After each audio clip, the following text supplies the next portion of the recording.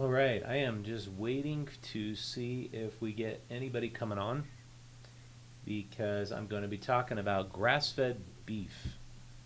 It's something that I have learned a lot about, and I want to share with you what I know about it and why I believe grass-fed beef can save the world.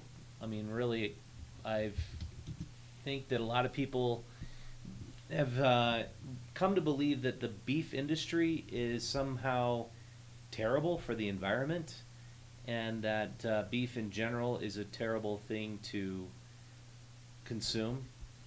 And I want to explain the difference between grass fed beef, pasture raised, pasture finished beef. It comes in a lot of different names, and typical beef. Because I just listened to an incredible podcast with one of my favorite storytellers. It's a guy named Joel Salatin. And Joel Salatin is a guy who um, runs a farm in the Shenandoah Valley of Virginia. And I came across this guy through a documentary called Food Inc.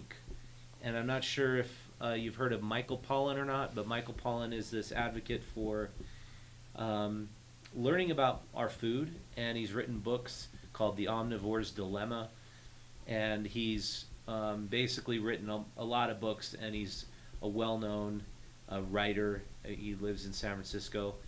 So when I watch this film, Food Inc., they go and visit this farm, and this farmer is so excited about what he's doing. And at this time that I found this movie, I was like blown away because I'd been covering the farmers markets in downtown Salt Lake City for about 5 years. I just barely launched Utah Stories magazine. And farmers, unfortunately, have had a lot of them have really difficult time, really difficult lives because they are so squeezed. And the squeeze is on one side, you want to produce volume. On the other side, you want to produce quality. And but if you want to produce quality, you somehow have to market directly to your customers. And so the farmers markets have gained all of this momentum. The farmers markets are this amazing thing. However, there's just not a lot of people who buy a lot of food at the farmers markets. They don't really get to know their farmers. It's a great idea. I think a lot of people like to buy their lattes at farmers markets. But Joel Salatin is one of these guys who is so articulate, such a great storyteller, such a wonderful um, role model for how a farm that is direct to consumer, that is operated in a taking out the middleman, that a farm that wants to produce a better product and get in touch with the customers and teach that message can operate. And so Joel Salatin was on a recent podcast. I just listened to it today while I was up in the mountains with my dogs, with Jordan Peterson. And it's one of the best podcasts I've ever heard with Joel Salatin. He's done so many, and I've read most of his books. The first book I ever read of Joel Salatin was called Why Everything I Want to Do is Illegal.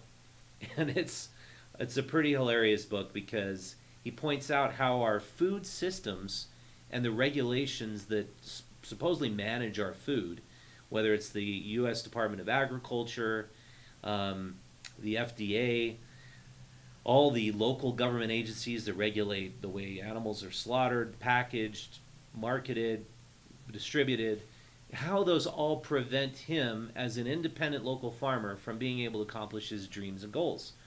And so every year he's written a book. And so I read that one the first year.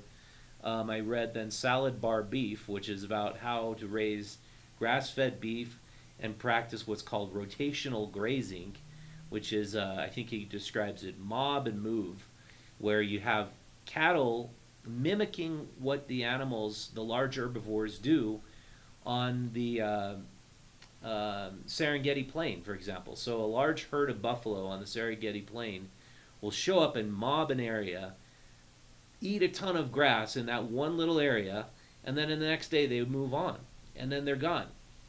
So he's mimicking that model by having his cattle essentially just graze and with an electric fence around them, and then moves them to a new area, an area that's been resting for, say, perhaps a month, and then they graze and they eat everything, all the different grasses and legumes and plants that are in that area, and then they move again and then move again and move again, and it's a lot of work. It's labor intensive, but he moves them along through these paddocks, through his 100 acres, and he explains that two things happen primarily by doing this. First of all, the cows poo, basically. They not only do they eat, of course, they poo a lot. That immediately goes back into the soil, and it fertilizes the soil, and then beneficial microbes grow in the cow dung, and then they benefit the soil ecology, they benefit the plants, they benefit the micro ecology, the bacteria that live in the soil, and then you get a much stronger, richer amount of topsoil. So you can actually take a land that's been desert or really been poorly treated, as he did when he started his farm in the Shenandoah Valley, and you can introduce cattle, and if you rotationally graze them, you can produce not only very healthy cows that produce, they're doing, he just said in this podcast, the University of Utah is actually doing a study on beef, and they're proving that grass-fed beef is much more nutritionally balanced than, and I won't say much more, but it looks like it has a lot more nutritional value in it than store-bought beef, typical CAFO beef, and CAFO stands for contained animal feed occupancy. I think that's what it's called. But the point is, you can have a lot better, higher quality, more nutritionally dense beef if you follow the practices of pasture-raised beef. And so I highly recommend you go out and check out the Joel Salatin interview with and I'm trying to see what's going on with this. Sorry, I'm just going to pause for 1 minute here. Got to look at this.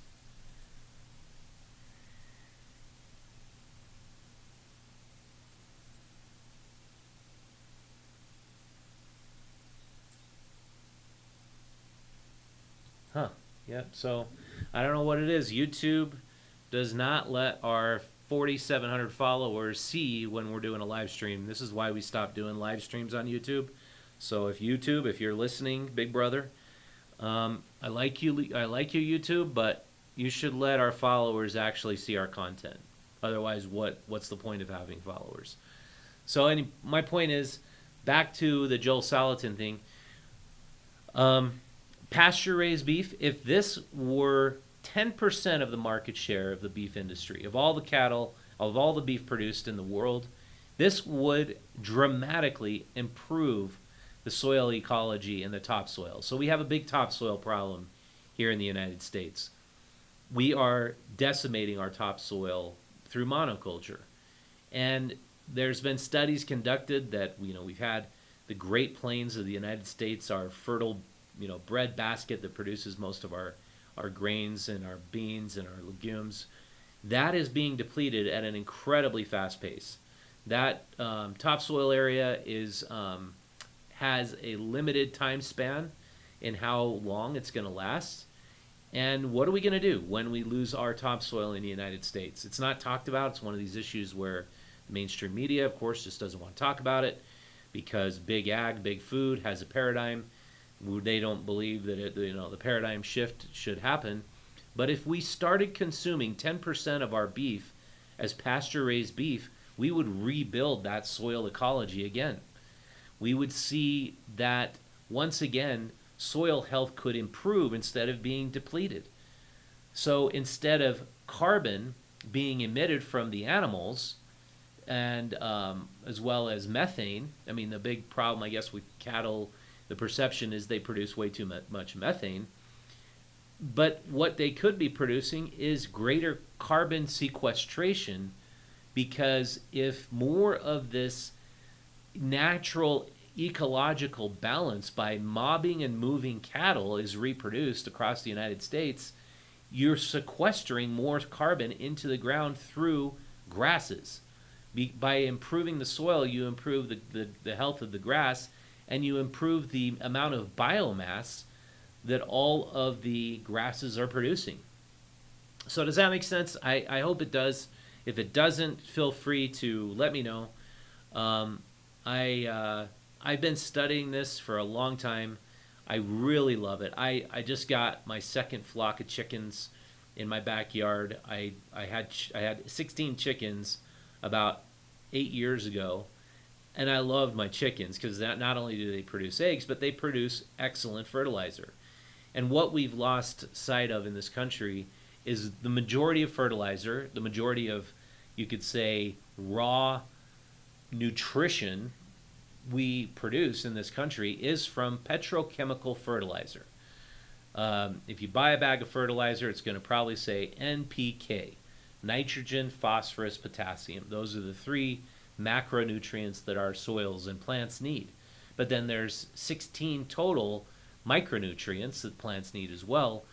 And the problem with the pure chemical approach to food production is that we are not chemical beings. Plants are not chemical beings. We are biological creatures, and so are plants. And the biology of soil, the biology of plants, is so much greater and more interesting than trying to just simply give a plant the least common denominator of nutrition that they can use to survive. And so, for example, this is what I learned about using chickens as a means to produce fertilizer. If you do what's called deep bedding in your chicken coop, you have a carbonaceous organic material that can be almost anything. Could be shredded newspaper, could be, I use wood chips, could be I used straw before, but it's got to be carbon based that can absorb the chicken droppings.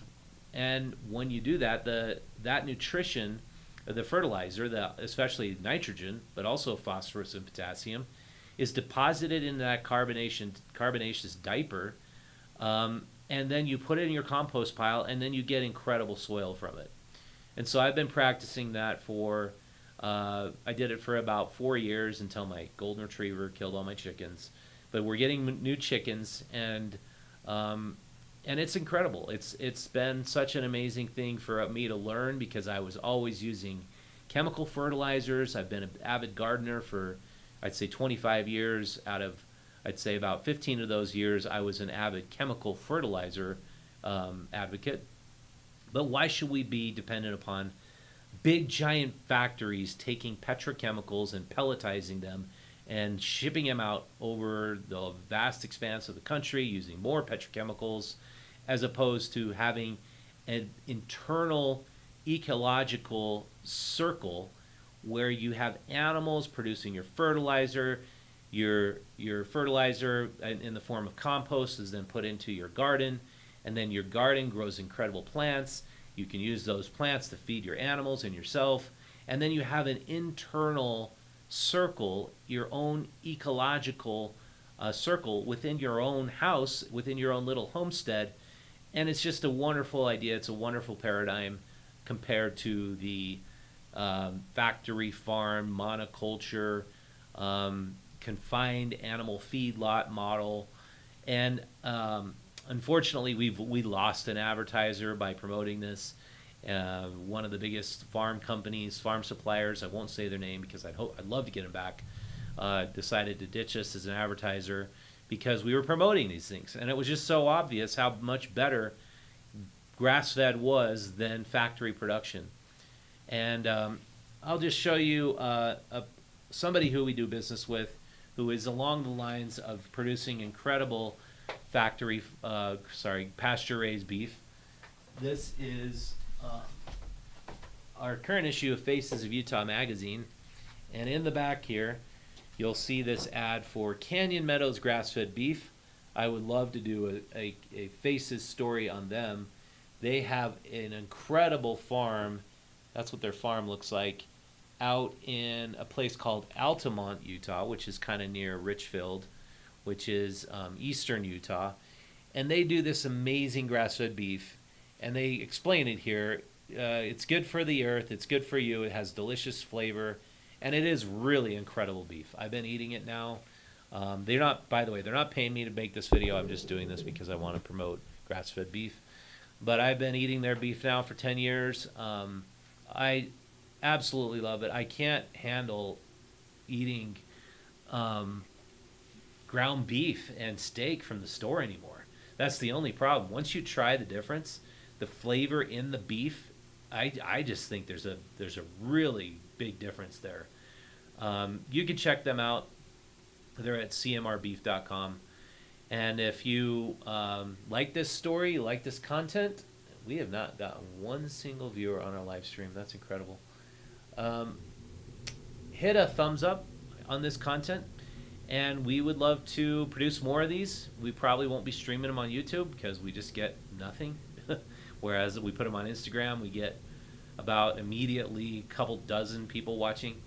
But I'm going to have this hang out on YouTube. We'll see how it does. If you like this content, of course, give it a thumbs up. That'll help the algorithm maybe give us a little more love. And thank you so much for watching. My name is Richard Markosian. I'm the editor and publisher of Utah Stories magazine. This is our current issue. This is a book on where to go, what to see, how to have fun in Utah, and how to be a more, responsible consumer. That kind of sounds hokey, but if you learn how to learn more about the value of buying local, of supporting local farms, supporting more sustainable practices, that's a big part of what we want to produce. We are the voice of local Utah. So if you like all that, subscribe to our channel. Go out, visit utahstories.com. You can subscribe to the magazine for $5 a month. You can subscribe as a contributor sponsor, and then you'll get this Faces magazine at least twice a year. We're trying to produce it twice a year. Well, hopefully that will work out. But this is an incredible entrepreneur success guide full of amazing stories. Kyle Whittingham's leadership capability in making the Utes a top-tier team. Berkshire Hathaway, just these great stories about amazing people who've started amazing businesses. And we'll send this to you if you want to become a contributing supporter. We can also just sell you this magazine. I think it's $15, but if you support local journalism, we'll send you both of these. And with that, thank you so much for watching. I'll see you next time.